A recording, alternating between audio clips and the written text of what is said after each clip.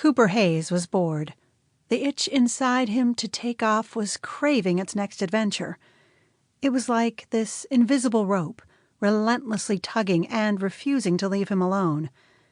He had traveled to 74 countries over the past 7 years, chronicling his experiences and becoming a popular travel blogger and social media sensation. But he had grown tired of the constant on-the-go and being away from his family, so he'd come back home to the small town of Red Maple Falls. But being home was a reminder of why he'd left.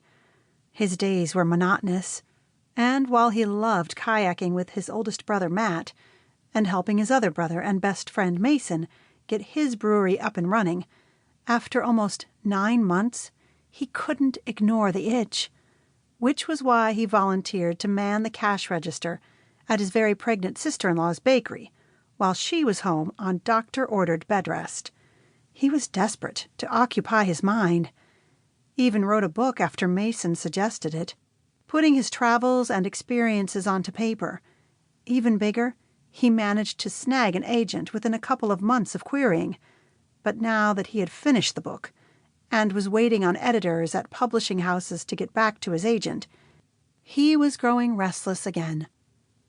The pull to find his next big venture was strong, but he couldn't leave now, not when his big brother was about to become a dad. He wanted to meet the little guy who would be arriving any day now. At least, they all hoped so. Shay was going to snap, and they'd be dealing with his brother's murder instead of the birth of Cooper's nephew. Shay looked like she was smuggling a beach ball under her shirt and was growing impatient, while Matt was losing his mind with worry. His constant freakouts were driving his poor wife insane. While it was entertaining, it still wasn't enough to scratch the itch, and that made Cooper feel guilty. Red Maple Falls, the town he was born and raised in and absolutely loved, wasn't enough. His family wasn't enough. No matter how many people he met, how many ruins he explored, he was always looking toward what was next. He was looking for the thing that made him feel complete. The bell above the bakery door chimed, and Cooper pushed off the counter, plastering on his famous smile, the same smile that got him out of countless predicaments and scored him free room and board across the world.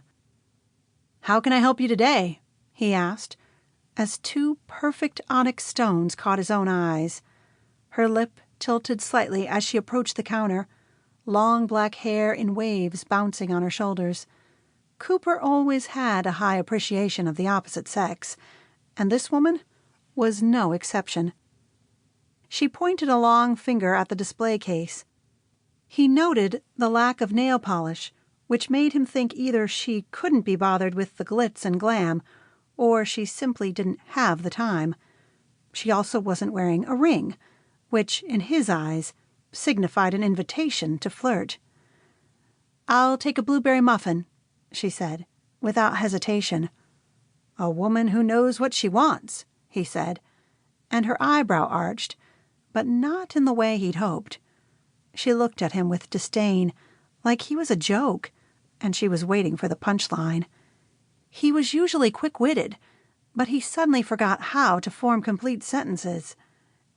"You know, you want—" He mentally smacked himself for losing his cool.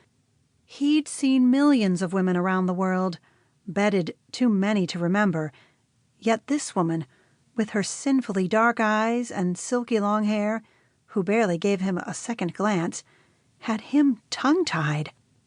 He smiled at his idiocy, then took a deep breath and tried again. "Most people come in here and take an hour to decide. You knew exactly what you wanted, without even glancing at any of the other pastries or cupcakes." "I come in here every Monday, and every Monday I get the blueberry muffin. To go, please." "Coming right up.